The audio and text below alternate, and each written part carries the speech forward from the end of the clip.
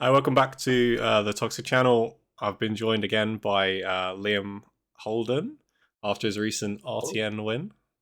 Welcome, Liam. thank you very much. Thanks for having me Yeah, on.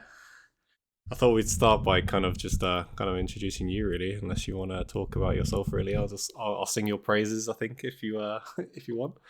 I I know I you're. don't do I don't do things about myself too well, so you can sing my praises if you want. And I know you've got a cold, so you probably don't want to talk too much. But yeah, you obviously recently got the first ever LL points on LYATH'S, which is really cool. We obviously had a very interesting deck list that we're gonna go through.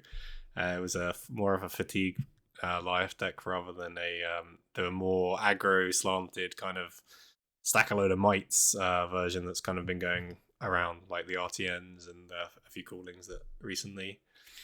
But obviously, you're not averse to winning. We obviously you've seen you do well at callings and stuff. You got to the finals of calling Liverpool on Yeah. Kasai. It was limited, only losing to another Brit, Francesco Giorgio. That was such a painful final to lose. Goddamn hat. And you also back in the olden times, you topped calling Madrid, which was a Blitz event on Briar. You've top fought a few different battle hardens as well on a lot of mixed formats, which I thought was an interesting thing to talk about. That you seem to like to play all the formats rather than just being a CC specialist or a limited specialist, or that we normally see in Yeah, I'm a FAB. bit of a jack of all trades, but I think my limited's not as good as the rest of it. I think I tend to fluke limited quite a bit, but I like to diverse myself into all different formats, and I need to tick Sage off. I've done every format so far, battle harder or above, so I need to tick Sage off. Ideally in London in a couple of weeks. Yeah. I mean, there's a calling, and also the rest of the showdowns for the rest of the season are obviously Sage, so got ample opportunity, I think. Can't Right. wait. Looking forward to it. Should we kind of get into the deck and talk a bit about Let's go the for it. deck? So, yeah, you brought Life. Obviously, it had 0 L points before the weekend, and now it has, I think, 2, which is a small dent, but it's the first on the list. So I think it is kind of a little bit special that you're Yeah, the first person to kind of take the deck. I think it's had a good showing with these aggro lists. It's interesting to like kind of abuse a few different cards of like the might cards and stuff, but this is obviously a very different, I would say, Liam list. I'll put it. yeah. I'm typically known for playing fatigue a lot, apart from my Aurora stint that I had. I was going to mention that Um, because go on. you for London you you didn't play a fatigue deck. There was a maybe an option of Enigma in the format was kind of the fatigue deck kind of. Yeah, in a way, but I think everyone was telling me that Enigma beats Aurora, and I just don't think that was true. And I still say that to this day that it wasn't true. Yeah. But unfortunately for me, my limit let me down at that tournament. So, Um. Yeah. So should we just start on kind of why you kind of took Goliath really to the event? um, so the thing was, I did play a little bit of Agro Life on like Talishar and stuff, and it was quite a fun um hero to play. It kind of took me back to like the Azalea days. Hmm. That I'm just gonna I can't remember some of the 3 powered Guardian cards. You're sending them for like 20 power or something like that. Yeah, like short shrift And and stuff like the discard your hand, discard yeah, a card sort of things. Yeah, they're hit your interesting. arsenal, those kind of cards. And playing with 5 cards is kind of addictive. Not gonna lie. So there was a battle hardened in Vienna, I believe it was, Hmm. and someone brought a fatigue version of life to that Okay. um tournament, and it top eighted. It got smoked by KO, I believe, in the quarterfinals, but and then seeing the deck list and my little fatigue brain and the addiction was coming back. I could feel it. So then I started tinkering the list and playing a lot with on Talishar and up my armors and annoying people. And the more I was just playing with it, the more I realised the deck was actually functioning the way I wanted it to. It was definitely better than what people were giving it credit for. It had the surprise value of, okay, I'm gonna play against an aggro Goliath, and then I flip over like quelling slippers, and everyone's like, oh my god, what's going on here? And then you picture never yield, and they're like, oh no. The So most I think, playable blue of the deck.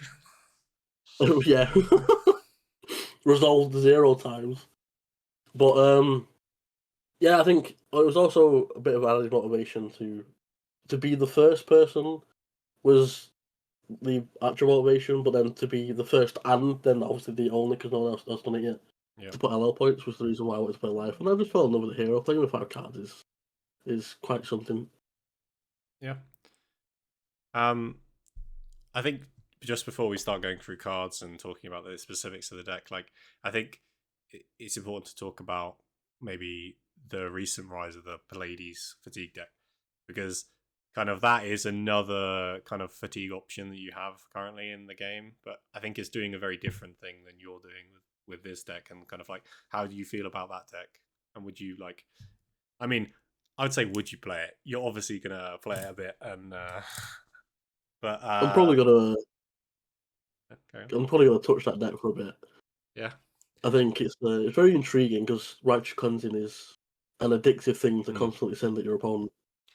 Yeah, it's a card that's kind of been in the game since Crew, and it's fallen into Guardian lists and then kind of fallen out, and then like we kind of got some different like 6 for 10s at red, so it kind of like didn't really make the cut, and then like people are like now noticing that like actually there's enough tools in the game now to like play like actual deck damage fatigue where you're removing cards from people's decks rather than kind of it was always like block efficiently and that was kind of it. Like put all the 4 blocks in, kind of like what Decimator Great Axe was generally doing, was like making your opponent's blocks bad, and then you could run all the D-reacts, run all my cards are worth 4 value basically.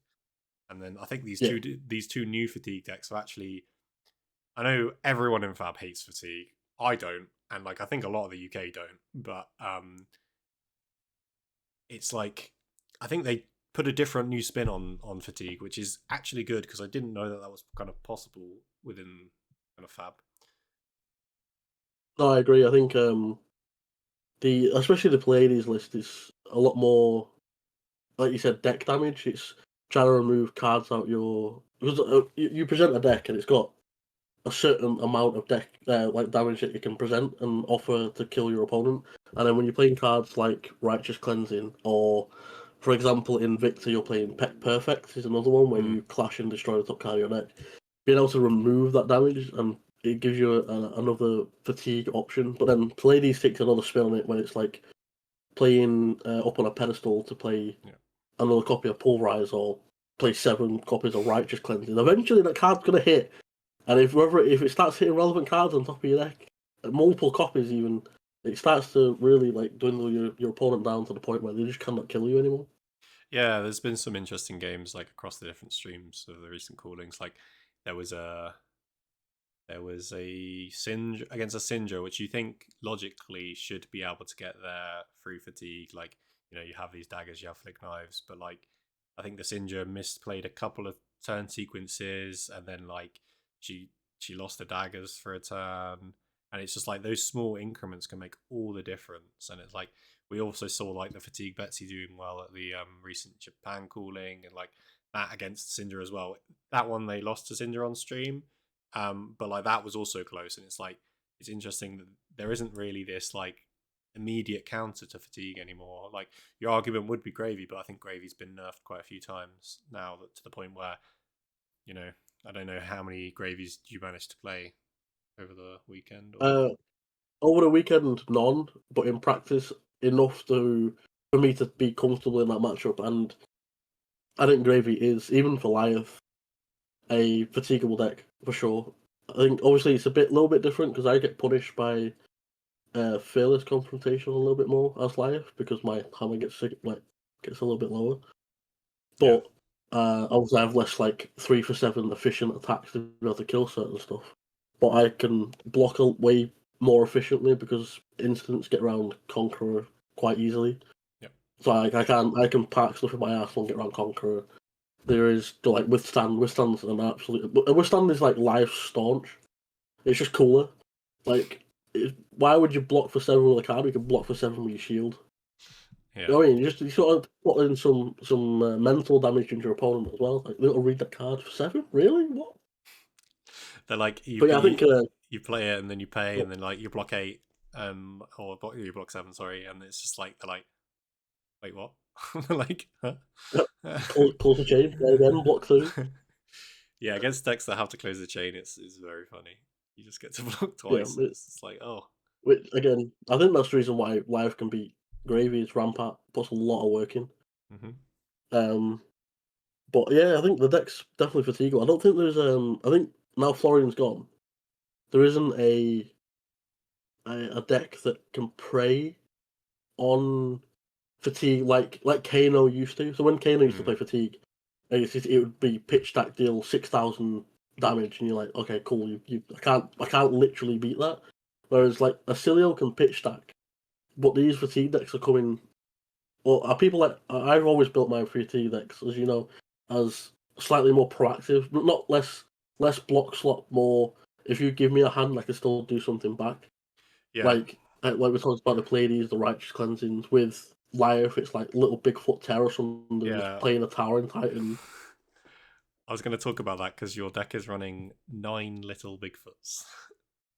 Oh, I love that card so much. It fits the cost curve well because proactively you play it, it attacks for 6, 7, 8 that might, and then 2 resources, tap Lyre, make a might, untap Arsenal, go, and then obviously you're making another might on your opponent's turn when you're blocking. But the card just, it's one of those, when you get hit for 9 and you're like, any on hits, and you're like, nope. And it just it shreds through your opponent's life total because, well, why would they block this? And if they put 2 cards in front of it, I'm doing my plan is working because you're giving me cards to my 1 card.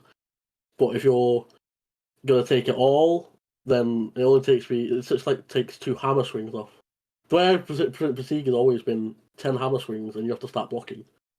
Little Bigfoot comes in for 9. That's 2 less hammer swings I have to do. Yeah.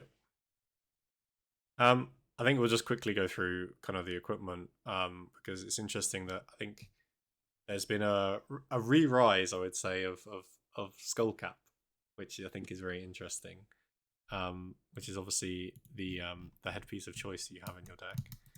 And also, obviously, there's another reason you run it is because, Lyath has this sad text that you can't run the lovely Guardian Temper 2 rock equipment.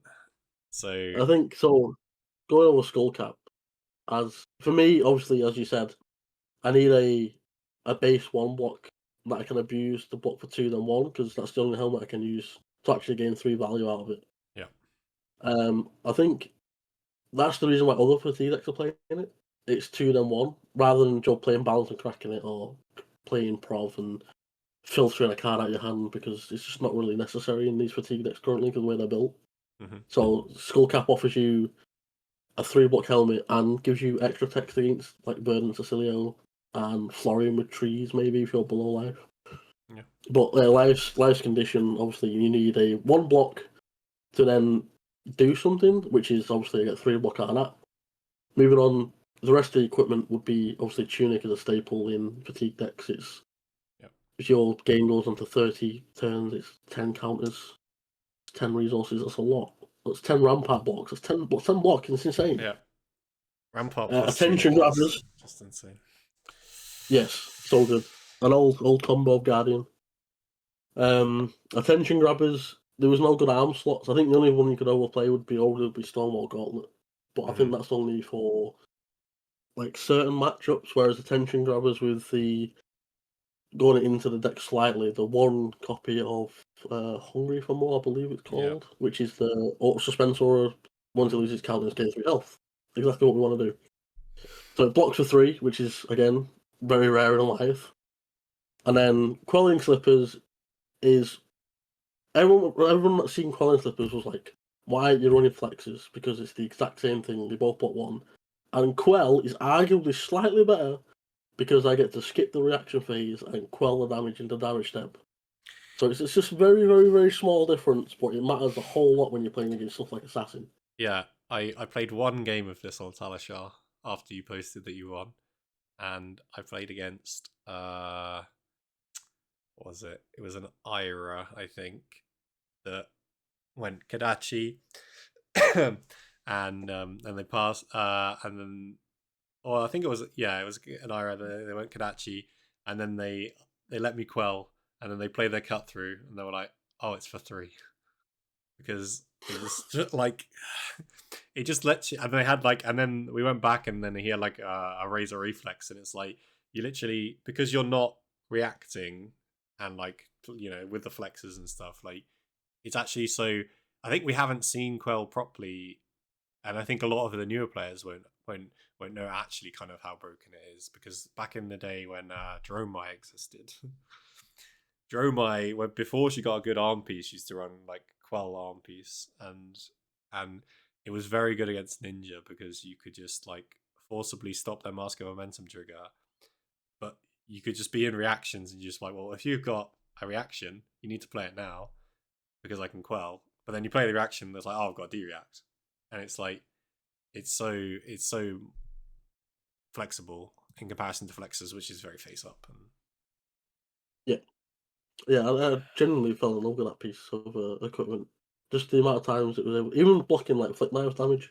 yeah, Someone's like trying to mark you, and you're like, cool, I'll just trying to mark you to get over +1 and then gain the mark off it, and it's just like quell it away. It's like 2 value per against Mario, basically. It's really cool piece of equipment. Like I said, Flex is good, but Quell better. Yeah. And then you obviously got the trusty Titan's Fist Rampart, even though Titan's Fist is a bit weaker than usual. But it is. It comes in for 2 at base because of Lyeth, and then obviously you need the 3 cost to bump it to 3, and the might to pump it to 4. When you finally get going for the hammer for 4. But the amount I've sent hammers for 3 because sometimes you just have to. yeah, But yeah, it's just there's no other like hammer we can run. Grindstone is obviously terrible. mm-hmm. You don't want to play stuff like High Riser. We don't draw cards and stuff. So it's just plain and simple Titan's Fist until we get Life's new weapon in pen. Hopefully that will also help the fatigue deck come along. We hope. There was utterings from James, who posted a tweet in Japanese to a Japanese player that said something along the lines of basically wait and see for the next set. Yep. And then just in the sideboard, you've got some AB pieces. When do you, apart from obviously the obvious Verdance matchup of trying to run pseudo AB6, when else are you kind of bringing in the AB? Are you playing 3 AB into a Cilio? So it's 3 AB into a Cilio. Because the Rampart is not very good value. Yeah. And I ran AB3 into Verdance, obviously, and then I ran AB2 into Florian. Okay. I think was the where I ended up playing Rampart into Florian because Withstand was just absolutely was doing a lot of work, just blocking like all the touches for 7s and fell into 8s, to keep those cards in my deck basically, and not giving me too much against Florian. So yeah. So we can move on to the main deck. Really, you've obviously got 71 cards in this main deck. How often are you playing all of the cards? More often than I'd like to. It's one of those decks where you spend a lot of time blocking, so you need those extra cards to put on the combat chain sideways. There is a few pieces I would take out depending on the matchup. Obviously, if you present Arcane Lantern, you take the Withstands out. Yeah. You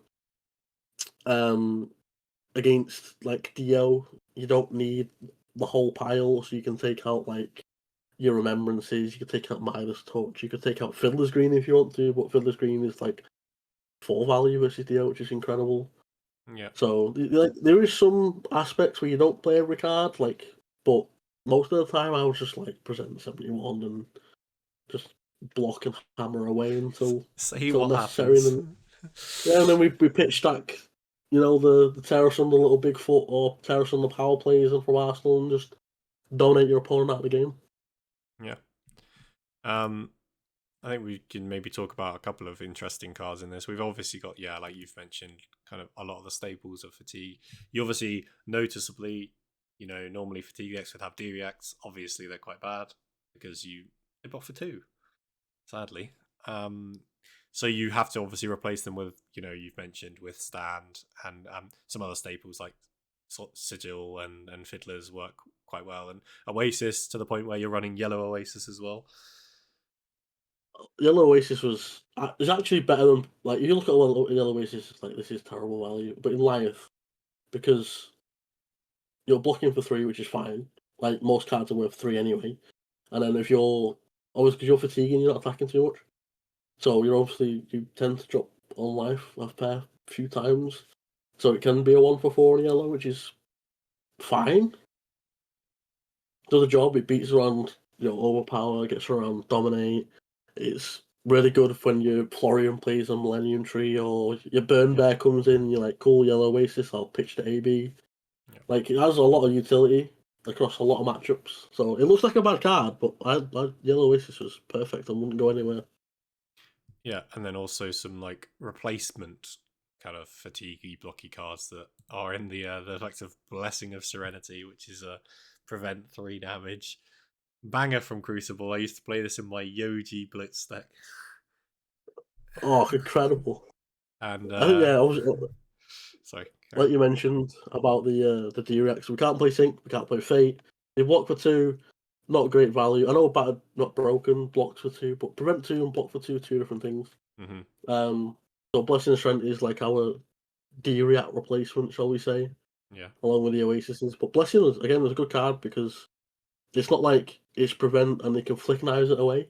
Yep. It's Prevent physical attack. So the amount of people that had to spin around Blessing, look at their flick knives, and I had to literally, rather than like spend time discussing it, I went, it does not work. And I'm like, oh, flip it back round. Yeah. Yeah, and you talked about Battle Not Broken. Yeah, in a meta where there's a lot of Mario, prevention is just a better form of blocking 2, really, and you get that cheeky might to make your hammer 4 for 1 turn. Exactly. 0 for 3, not even 2. You obviously talked about the reason you're only running 1 Hungry for More is obviously solely just for the arms to make an extra block out of that, and then the cheeky Everfest staple that was fire breathing. Talk to me about This card, right? Into aggro, it blocks 3.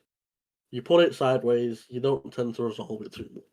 Where this card really, really shines is into the slower decks, like Jarl, like Florian, like Verdance, where they give you time to do a thing, and sometimes you'll park it and you'll draw 5 blues, and you're like, it's time. It's time. And you're like fire breathing for 17 with a tunic counter, and you're like, your opponent's on 10, and they attack for 2, and it's like, oh shit, how much pitch does this guy have? Like, do I have to block 12 and I just go activate Lyeth, Arsenal, go? It's like, I just got 4 cards for 1, it's incredible. I only block 3 and then, like, cool, take 14. So it's like a really cool piece to, like, seal the game and give your opponent an excuse to make a mistake. Yeah. And obviously you're running the fatigue staple of Remembrance, so you can block with them early, get them back. It's kind of like the benefit of running cards, or like quickly skip to the blue slot of Last Ditch Effort. And you're worried that like everyone's like, oh, you need to keep it in your deck, but if you're on Remembrance, you just block with it, and then you get it back when you need it for later. And Exactly. it's good. The yellows are generally kind of all look like obviously utility. There's obviously Remembrance for the longer games, and Midas Touch, which is interesting. People have been talking about how actually maybe this isn't the best way to deal with Gravy, but I think now the way that the deck has gone, and how Gravy kind of has slowed down, you can't really abuse the gold as much. And I think like Tunic Midas touching a whaler is kind of good. Yeah, I agree. I think a lot of people are right that Midas Touch can be bad into Gravy because of the gold generation that allows them to, especially do like double conquer turns because they're drawing as many cards as they can willingly possibly do. or like the reverse G's into like a ally kind of turns. Yeah. But when you have a very limited ways to deal with Whaler through fearless confrontation, is I'd rather give you 7 gold, block the Whaler, and just tunic minus touch and not take any damage, Yeah. than try and set up a power play from Arsenal, send 7, and you fearless me, and I just lose the game on the spot because I can't kill the Whaler. There's obviously Chum is another one. So Chum in the matchup isn't like fantastic because a lot of the time there is no right response window, so it's just annoying to kill. So again, minus touch killing Chum, giving you 4 gold, kind of fine for me. But the best use of minus touch is actually on Scuba because they get no gold from it because it costs 0. Yeah. So killing Scuba to stop them getting their ley lines back is incredible utility, and then hopefully you can hammer away their Swabby next to it or their Rigor Mortis. And obviously, not just Gravy. You've got Prism as well, which I think you played a game at the RTN. Do you have a round against Prism? Twice. Yeah, I beat them both times playing 2 different plans. And there was one turn where they had Bologna, another Angel, and another Angel. And my turn was Picture Blue, Midas Touch into Hammer Swing and kill all of them. And I just watched the life get sucked out of their eyes, like, oh, have you just done this? Yeah, because Yes, obviously, it's just generally quite good. But like the fact that you can get around ALS, I think is the biggest draw, isn't it? Because you, as Guardian, always were praying, especially when you're a Guardian, that you have a response window on your mites. Same with Seismic Surges in the back in the day, was always this: do they have ALS? And if they have ALS, you just kind of ruins your turn. And like this Midas Touch to get around the ALS to kill a core angel like Erudition Rebirth. or Rebirth, yeah, to stop the loop is I think obviously quite key. And then we go on to the banger section, which is the blues, which all are in here for very, very specific reasons and are so important that they're definitely not just block 3 blues and get turned sideways quite a lot. And only a couple have not get put in that category. I think the 2 standouts for me, that especially this weekend because I abused them a lot, was Stonewall Confidence. Yep. And Stamp Authority. I'll throw Visage in there because Visage gets them both. So Visage gets a pass. So obviously Stonewall Confidence was, I think the original list that I seen was only run like 1. I decided to run 3 because it's incredible into KO. Gaining 2 extra value on your cards going sideways is insanely good when you're trying to trade card for card and not take as much damage because they're discarding a lot of cards. Yeah. It's also very good into DO because they attack for 4. I have no real ways to block for 4 except for Rampart 3 and block Liar, whereas I can just go put my card sideways, never yield, blocks 4, it costs more than 3. So Stonewall Confidence did a lot of work for me this weekend. And Stamp Authority, having 7 cards to play with is incredible. Like, put Withstand in your arsenal, and then like you play like Stamp Authority, activate Liar, put another 3 cost in there, draw 6 cards. Like, good luck attacking into a Liar with 7 cards. That card was incredible. Did so much work. The amount of times Dio would go play tackle code, Cerebellum tackle code go, and I'd just go Stamp Authority 7 cards, and they have to go. I can't attack into this, but like I can just pass back. Like you have to break the thing first. You have to go. You have to do something. So yeah, did a lot of work. Yeah, and then you obviously had mentioned previously of you've got a few attacks at blue, and Tear Asunder and Buckle, which is just this. I think there's always this question against Fatigue of this: what happens if I pass and I set up and I give you 5 cards in Live's case 6 cards? What can you do? And I think like you always need a few cards like this to kind of punish maybe getting given extra cards. You talked about the way that you can set up for Stonewall Confidence and Stamp, but you also can play a bit aggressive with Tear Asunder and Towering Titan. Oh, Towering Titan into. I did against Yali. You play Towering Titan and like sledge back. I'm like, cool, take 6, Terrace on the little Bigfoot, 17, dominate, discard 2 cards. And they're like, this is Liath, what's going on? I'm just like, this is Oakenhold but better. Yeah. Yeah, I think like he could definitely abuse these more costly cards that require to have, it's the 3 blue hand, which you used to be able to kind of do in like Bravo, like CYB Bravo and stuff like that. But Yeah. having that extra card as a resource card just kind of facilitates a bit more of these defensive options, which we might have not seen in other fatigue decks before. Yeah. You've kind of highlighted it a bit, but I think maybe it's a kind of a way to talk about what are you hoping to kind of see when you play this deck an event.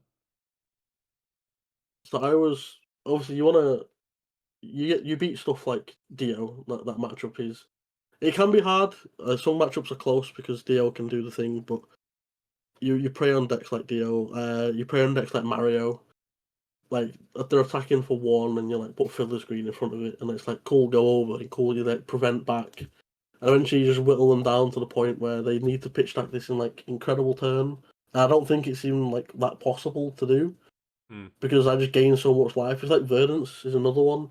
It's like cool, I'll just combo kill you. It's like great, but you can't combo kill like 58 damage unless you're playing Surgeon Aethertide, which is a card that isn't in the lists anymore. Yeah, So Mario was definitely one. Dio was definitely one. What other decks would we like to see? Like RKO, that's one of the freest matchups I've ever played in my life.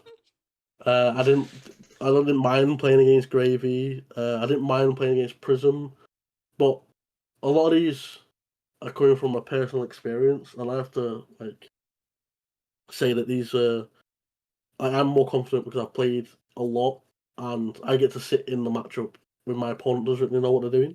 yeah, Especially like from the start, like as time goes on, people learn how to play into it, and sometimes it's not enough.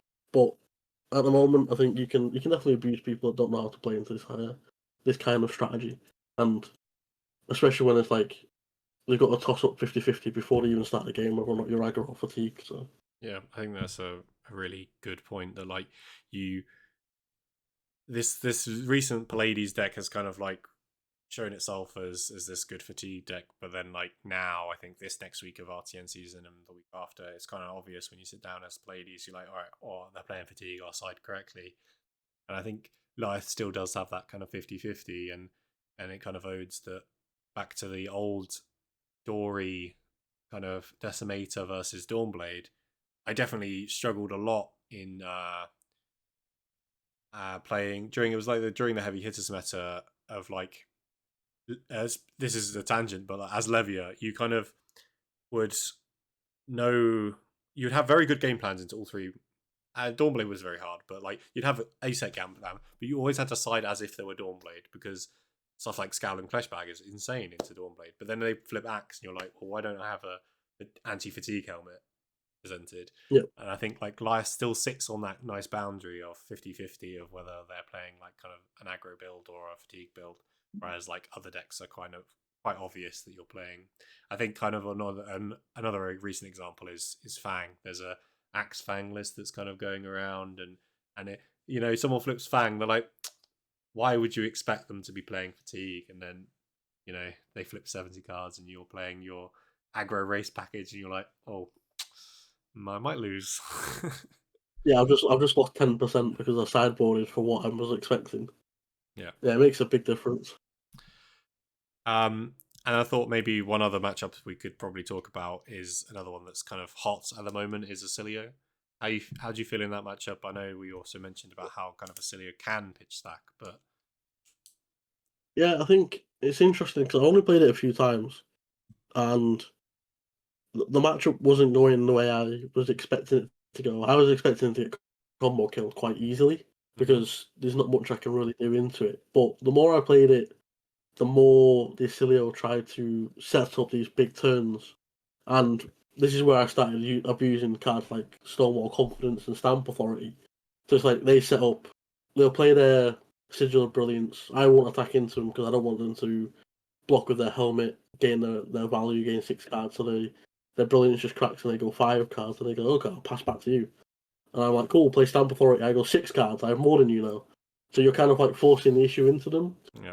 And it's like a bit of there's a bit of a side game going on between Acilio passing into you and you hammering them to try and go below your skull cap life, Hmm. and then you kind of want to abuse your life gain so you get out of combo kill range. So there's a lot of side games going on. So I think the few times I played it, I've just fatigued them because they're playing the minigame, but I'm just playing it better because they're slowly leaking damage and I'm slowly getting out of range, and they have to. I'm forcing them to move first, which is benefiting me. Whereas I'm not. Like, I'm not walking into their trap, right? They're walking into mine. Yeah.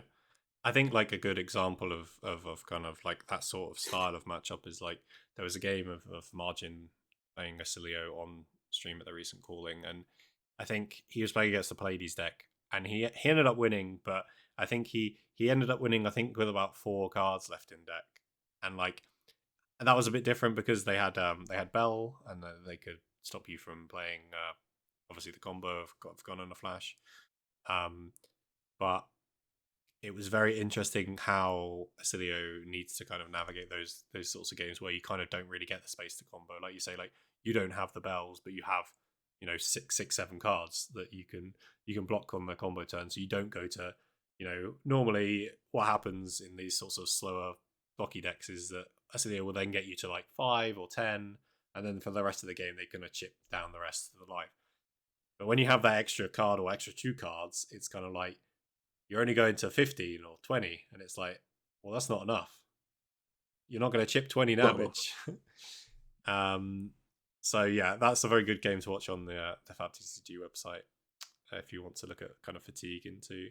And I kind of wanted to mention that it's like, do you have any kind of tips to beat this deck or beat fatigue in general? Because I know you've played a lot of different versions of fatigue, and like kind of what people should be focusing on when they're playing against fatigue. I think some of I think some of it is down to the way you build your deck and the way you sideboard. I think the problem that people have with fatigue, and I think it's a very like valid like thing to have against it, is some decks cannot beat it because you just do not have the damage in your deck to beat it, and it's like very polarizing. But for me, I think the best way to approach it is you just need to think about your turns. Obviously, you need to play quick enough because a lot of the time is on you. I'll stress that. I might as well. Obviously, the fatigue play is just going to go sideways and hammer. It's very easy. But the you have to play quick enough, but also extract like every single point of damage out of your turns. And if that means taking some off turns to give you better turn cycles, more damage, then do it. If that means taking some very very weird lines, but can set up a late game where you think you can pitch stack, then do it. It's just all about don't get annoyed that your opponent flipped over fatigue. Just treat it as a puzzle, and I think it becomes quite fun because you, as the opponent, is trying to solve the puzzle, and then as you're solving the puzzle, the fatigue player kind of wants to change the puzzle as you go along by like doing something a little bit different, keeping a little bit more cards to make you think. Pressuring with Terror Thunders just as an example. So I think just be calm, don't get annoyed, and just get as much value as you can out of your cards. And if you don't get there, it's only 1 or 2 value. You might have noticed a mistake earlier on in the game that you can find that one value next time you might win.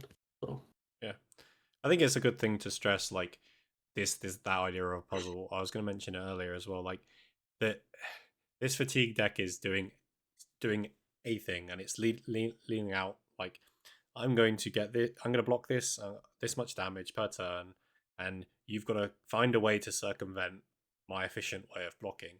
It's kind of like is kind of juxtaposed to kind of the adage of Sindra and Ninja of head jabs of like of being the most efficient every turn cycle, so that like you just push and leak as much damage, whereas kind of against fatigue you want to think about stacking damage per turn. And I think there was a lot of conversation about this when CYB was in the meta. For the people that don't know, there was a proactive fatigue card in the meta once, and it was very good, unbelievably, because we've been talking about potentially getting 1 or 2 more value off blocking with Stonewall Confidence. Imagine you could gain 5 life. But we won't dwell on that too long. But yeah, I think I've never really had a complaint about fatigue, which is interesting. And I just had a thought that come into my head. Actually, I started the game uh, just after Worlds, after Uprising, and obviously that was the point of time where anyone joined the game and you're like, you should play Fi. Fi is simple. You play head jabs, you swing your weapon, you go 3-3, get your Phoenix Flame, attack for one, have a chain ender. And but then I was in a meta locally with another fatigue man, Nathan Hills, uh, who would just play Oldham, another one of your favorite heroes, I believe. And it's like Yep. he would just fatigue me every week. Every week he would just sit there and block. And like yeah, they'd love to play aggro Oldham as well, but it was like I learned very quickly that it's like I can't play the normal Fi race against the other people in the room that are playing Dash or playing and just like play a fit. It was this puzzle for me to solve, and I really enjoyed that. And like then I went to my first battle hardened and played Fi and against some really good players. I think I went to my first ever RTN against I think my first round, or I think it was my second round. No, I think it was my first round actually. It was against aforementioned Francesco. It was on Oldham, and he said we went to time, like we just mentioned. You kind of need to play fast. Um, but he said after the game that I played actually kind of reasonably well for someone that hadn't played the game for that long in a matchup that kind of was very polarized based on if you knew how to play the matchup or not. So I think you just need to not dwell too much on, yeah, oh my opponent's playing fatigue and maybe I don't like playing against fatigue, but try and look at your deck and be like, can I solve this puzzle of moving the damage around in my deck in a way that like leaks the damage? I think there's some decks that are allowed now that used to be kind of interesting. And this was stuff like Azalea. So it was about setting up dominated arrows every turn rather than playing the Lexi style version of just send arrows every turn and hope you get there. It was very much about I've got 4 pumps. Maybe I should just Arsenal pass and just wait to dominate an arrow, and hopefully they can't punish me too much. So I think you just need to try and like you say, take a step back from the matchup and just be like, what can I do differently than normal? Yeah, exactly. It's actually there's some interesting strategy that came about it. Like the Azalea used to pitch stack their Bolton shots with Rain Razors and just try and go like 4 arrows wide against the fatigue that can blow them out after chipping with dominated arrows throughout the entire game. Lexi used to pitch stack like 3 of a kind with Rain Razors and try and go like again 4 arrows wide with Endless Arrow to try and get over the Oldham. So like it can be done, and if people just get away from that frustration and I hate fatigue, they can actually have some really fun games and challenge themselves to be like, I've never won this matchup before because it's normally really bad for me.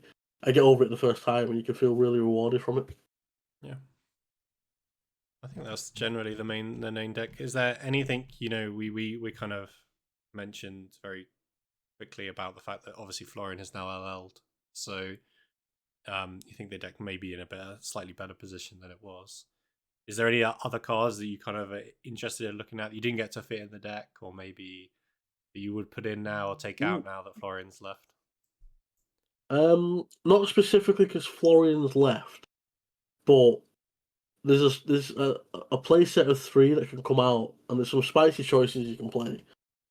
So the Overcrowded was there because I didn't know what else to play. To be honest, it was Blue Sirens, which is obviously a 2 block, sometimes a 1 block, and then would heal for 1, which is great against Ira.